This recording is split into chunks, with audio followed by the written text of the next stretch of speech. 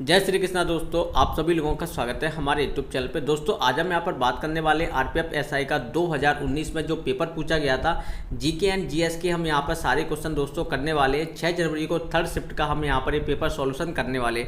दोस्तों इंपॉर्टेंट बात है, अगर आप लोग जीके में इस बार अच्छा स्कोर करना चाहते हो तो आपको प्रीवियस ईयर के क्वेश्चनों को अच्छे से आप लोग लगा कर जाना, क्योंकि 80% आपका प्रीवियस ईयर क्वेश्चन आपको पूछा जाता है और 20% हम आपको करा देंगे। आपका जो एक्सप्लेन जो सॉल्यूशन कराएंगे उससे आपका 20% फंस जाएगा।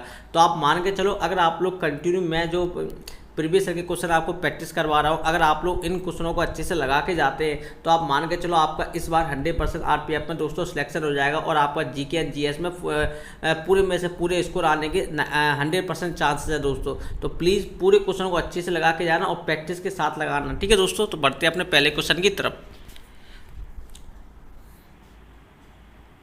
तो फर्स्ट क्वेश्चन हमारा क्या है, कैग किन खातों का लेखा परीक्षण है? तो इसका जो राइट आंसर होगा डी, केंद्र सरकार, राज्य सरकार और वित्तीय सहायता प्राप्त अन्य सरकारी संस्थान, ठीक है।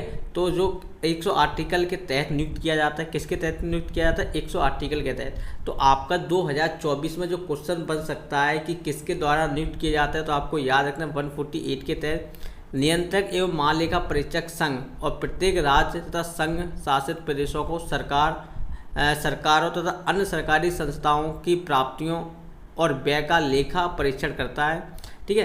ये थोड़ा बहुत आपको पढ़ लेना, ठीक है। वर्तमान समय में कैग प्रमुख गिरीश चंद्र मुर्मू हैं, ठीक है। ये आपको इस बार याद रखना है, ठीक है। इस बार आपका 2 क्वेश्चन आपको यहाँ से देखने को मिल रहे हैं। आपको पहली बात, पहला क्वेश्चन आपका है 148 के तहत नियुक्त किया जाता है और वर्तमान समय में कैग प्रमुख कौन है? गिरीश चंद्र मुर्मू, ठीक है। ये आपको याद रखना है दोस्तों। अगर आप लोग चाहते हो कि मैं मैथ और रीजनिंग का भी सॉल्यूशन आपको करवाऊं तो आप लोग हमारे चैनल को सब्सक्राइब कर लेना, ठीक है दोस्तों।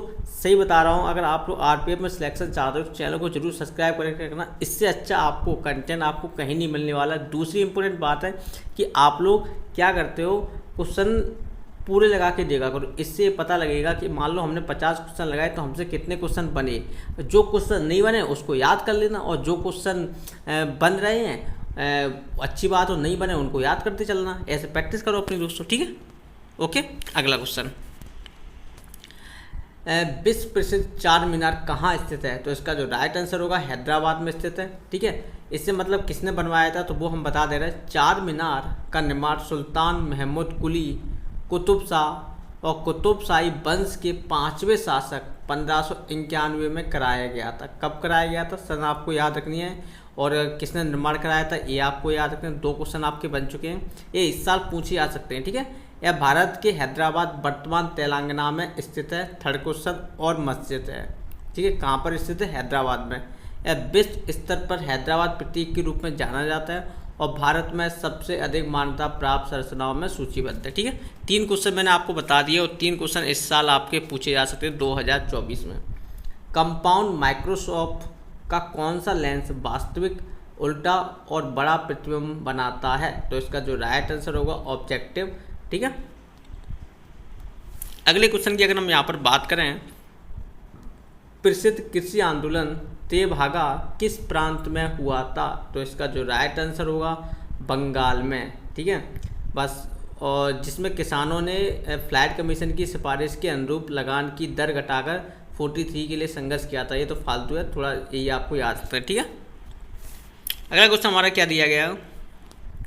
निम्नलिखित शहरों में से कौन सा उत्तर पूर्व भारत का प्रवेश द्वार कहा जाता है? तो इसका आंसर होगा गुवाहाटी।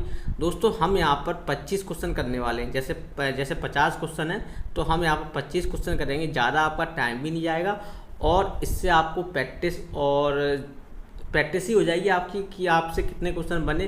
और आप लोग कमेंट करना कि आप लोगों से कितने क्वेश्चन बने, ठीक है, कितने क्वेश्चन आपको याद हैं। ओके, नेक्स्ट क्या है, दिए गए विकल्पों में से कौन सा शीतकालीन ओलंपिक खेलों की श्रेणी के अंतर्गत आता है? तो इसका जो राइट आंसर होगा सी, शॉर्ट ट्रैक, ठीक है। शीतकालीन ओलंपिक खेल पहली बार 1924 में फ्रांस की राजधानी पेरिस में खेला गया था। आपको याद रखना कब खेला गया था? 1924 में फ्रांस की राजधानी पेरिस में खेला गया था, ठीक है।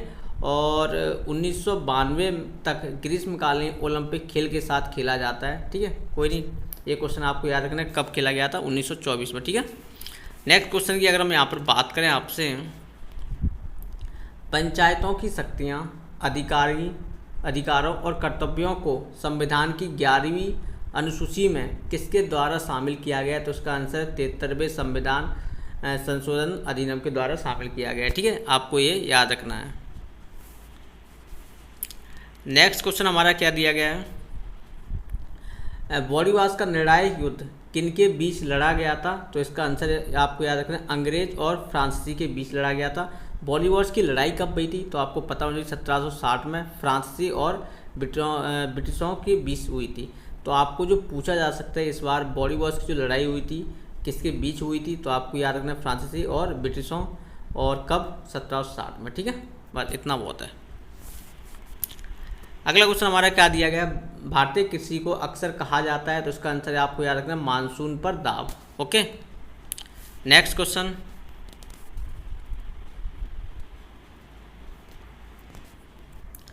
कार्बनिक यौगिकों में अचक्रिय या खुली श्रृंखला वाले यौगिकों को क्या कहा जाता है? तो इसका आंसर होगा एलिफेटिक यौगिक। ओके, अब नेक्स्ट क्या है हमारा? इनमें से क्या केवल पौधों में पाया जाता है? तो इसका आंसर होगा कोशिका भित्ति। नेक्स्ट, निम्नलिखित में से कौन सी नदी गंगा की सहायक नदी है? तो इसका आंसर होगा गंडक। ठीक है, नेक्स्ट क्वेश्चन हमारा क्या दिया गया है? क्योटो प्रोटोकॉल का उद्देश्य क्या होता है? तो इसका आंसर होगा ग्रीन हाउस गैस उत्सर्जन को कम करता है। ठीक है, इसके मतलब 1992 में जलवायु परिवर्तन पर संयुक्त राष्ट्र फ्रेमवर्क कन्वेंशन के तहत जापान में हुआ था। ओके, नेक्स्ट क्वेश्चन हमारा क्या दिया गया है? राष्ट्रीय राजमार्ग 1 दिल्ली से कहाँ तक जाता है? तो इसका आंसर होगा कलकत्ता तक जाता है, सॉरी अमृतसर तक जाता है। ओके, नेक्स्ट, केंद्र और राज्यों के संबंध के निर्धारण के लिए बने दूसरे आयोग की अध्यक्षता किसने की है? तो इसका आंसर होगा MM पुंछी। ओके, नेक्स्ट क्या है? मेडन ओवर किस खेल से संबंधित है? तो आपको पता होना चाहिए क्रिकेट से संबंधित है। ओके, नेक्स्ट क्या है हमारा?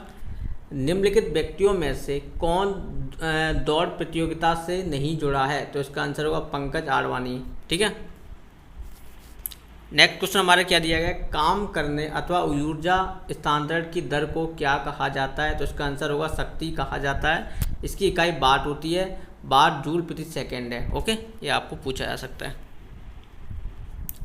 विद्युत और चुंबकीय क्षेत्र द्वारा त्वरण के अंतर्गत विद्युत आवेशित कणों को किनके रूप में प्रेषित किया जाता है? तो इसका आंसर होगा विद्युत चुंबकीय विकिरण के रूप में प्रेषित किया जाता है। ओके, नेक्स्ट क्या है हमारा? राज्य के नीति निर्देशक सिद्धांतों में संशोधन निम्नलिखित में से किस बहुमत के आधार पर किया जाता है? तो इसका आंसर होगा संसद के विशेष बहुमत। ओके,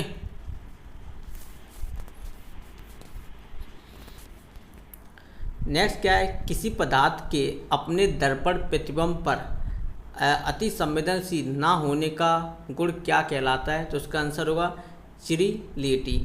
ओके, नेक्स्ट, ब्रीडिंग की वह कौन सी प्रक्रिया है जिसके द्वारा उच्च विटामिन अथवा प्रोटीन और अत्यधिक वसा वाली फसलें उगाई जाती हैं? तो इसका आंसर होगा बायो फोर्टिफिकेशन। ओके, इसका जो राइट आंसर। नेक्स्ट क्वेश्चन हमारा क्या गया है? राज्य मंत्रियों की शपथ या प्रशासन संविधान की किस अनुसूची के अंतर्गत आता है? तो इसका आंसर होगा 3री अनुसूची के अंतर्गत आता है। Okay,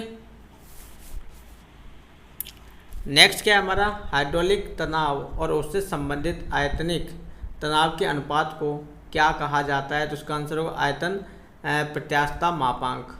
okay,